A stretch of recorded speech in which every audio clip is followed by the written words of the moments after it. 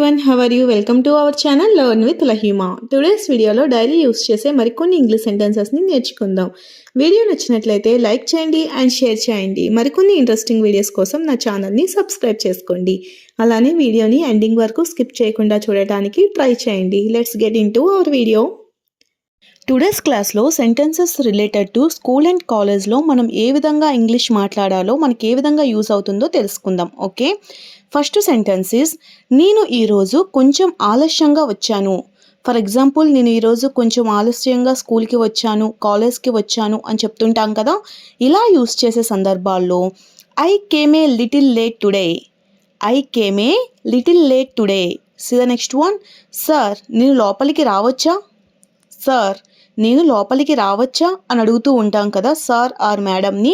ఇలా యూస్ చేసే సందర్భాల్లో sir may I come in. Sir may I come in. నేను లోపలికి రావచ్చా? See the next one. దయచేసి ఈ విషయం మరోసారి వివరించండి. దయచేసి దీని గురించి మరోసారి నాకు ఎక్స్ప్లెయిన్ చేయండి అంటూ ఉంటాం కదా. ఇలా చెప్పే సందర్భాల్లో please explain this topic once again. Please explain this topic once again. Okay, see the next one. నాకు ఈ ప్రశ్న అర్థం కాలేదు. నాకు ఈ ప్రశ్న అర్థం కాలేదు, ఇంకోసారి మీరు నాకు చెప్పగలరా అని అంటూ ఉంటాం కదా.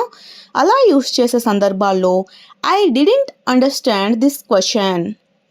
I didn't understand this question. Okay, see the next one. నేను నా హోంవర్క్ పూర్తి చేశాను.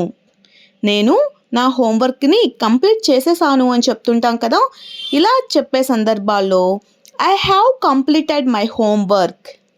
I have completed my homework. నేను నా హోంవర్క్ని పూర్తి చేశాను. C the next one. నేను నా అసైన్మెంట్ సమయానికి సమర్పిస్తాను. నేను నా అసైన్మెంట్ సమయానికి సమర్పిస్తాను. సమర్పిస్తాను మీన్స్ సబ్మిట్ చేస్తాము అంటూ ఉంటాం. ఓకే, ఇంగ్లీష్లో I will submit my assignment on time. I will submit my assignment on time. Okay, see the next one. ఈరోజు ఏ సబ్జెక్ట్ క్లాస్ ఉంది? మనకి ఈరోజు ఏ సబ్జెక్ట్ క్లాస్ ఉంది అని అడుగుతూ ఉంటాం కదా.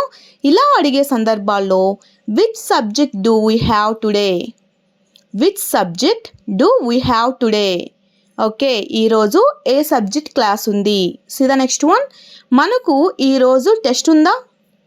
మనకు ఈరోజు ఎగ్జామ్ ఉందా ఆర్ టెస్ట్ ఉందా అని అడుగుతూ ఉంటాం కదా. ఇలా అడిగే సందర్భాల్లో do we have a test today?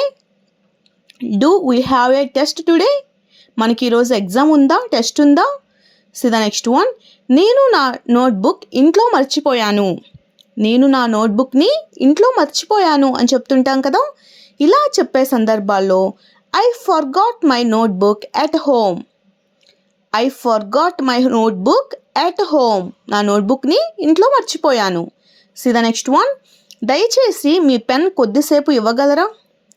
దయచేసి మీ పెన్ని నాకు కొద్దిసేపు ఇవ్వగలరా అని అడుగుతూ ఉంటాం కదా, ఫ్రెండ్ ఆర్ టీచర్ సంథింగ్.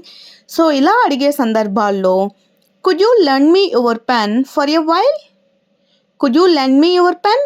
నాకు కొద్దిసేపు మీ పెన్ అప్పుగా ఇవ్వగలరా? ఫర్ ఎ వైల్ అంటే కొంతసేపు అని అర్థం. Okay, see the next one. మనం కలిసి ఈ ప్రాజెక్ట్ పూర్తి చేద్దాం. మనం కలిసి ఈ ప్రాజెక్ట్ని పూర్తి చేద్దాం అంటూ ఉంటాం కదా. ఇలా చెప్పే సందర్భాల్లో let's complete this project together. Let's complete this project together. C the next one. ఈ సమస్యకు సరైన సమాధానం ఏమిటి? ఈ యొక్క ప్రాబ్లంకి సరైన సొల్యూషన్ ఏంటి అని అడుగుతూ ఉంటాం కదా.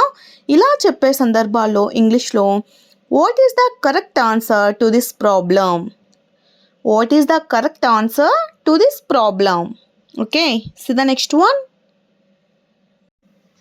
నేను ఈ పాఠాన్ని ఇంట్లో చదువుతాను. నేను ఈ పాఠాన్ని ఇంట్లో చదువుతాను అని చెప్తుంటాం కదా ఫ్యూచర్ గురించి.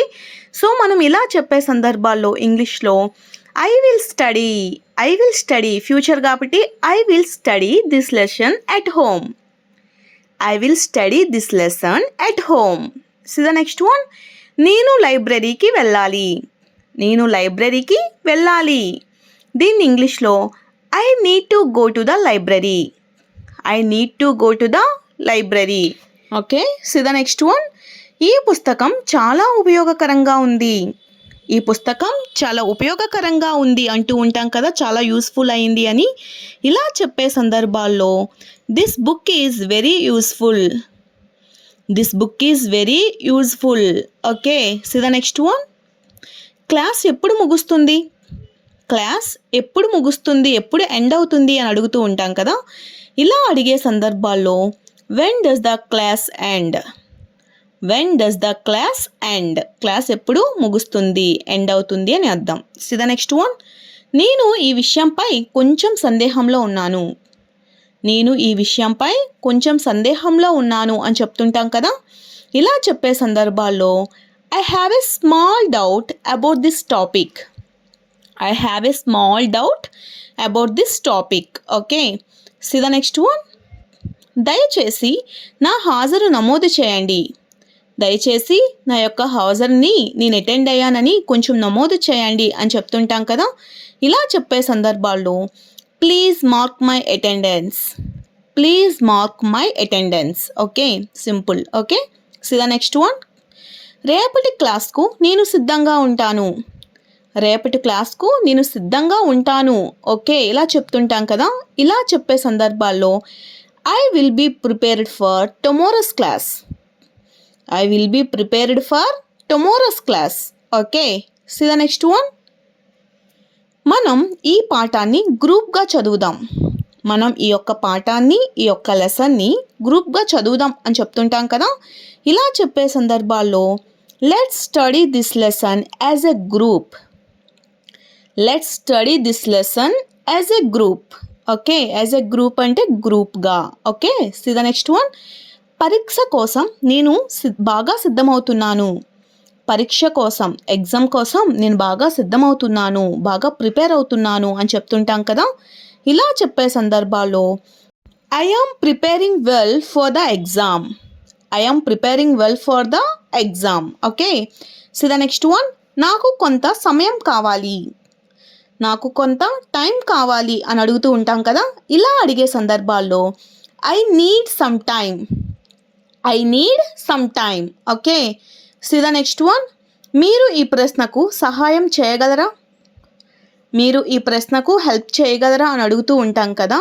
సో ఇలా అడిగే సందర్భాల్లో ఇంగ్లీష్లో can you help me with this question, can you help me, మీరు నాకు సహాయం చేయగలరా విత్ దిస్ క్వశ్చన్, ఈ ప్రశ్నకు నాకు మీరు సహాయం చేయగలరా.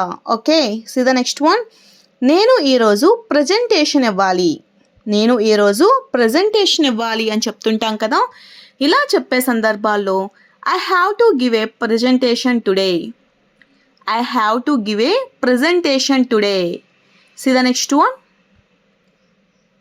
క్లాస్లో మొబైల్ ఫోన్ ఉపయోగించకూడదు, క్లాస్లో మొబైల్ ఫోన్ ఉపయోగించకూడదు అని చెప్తుంటాం కదా.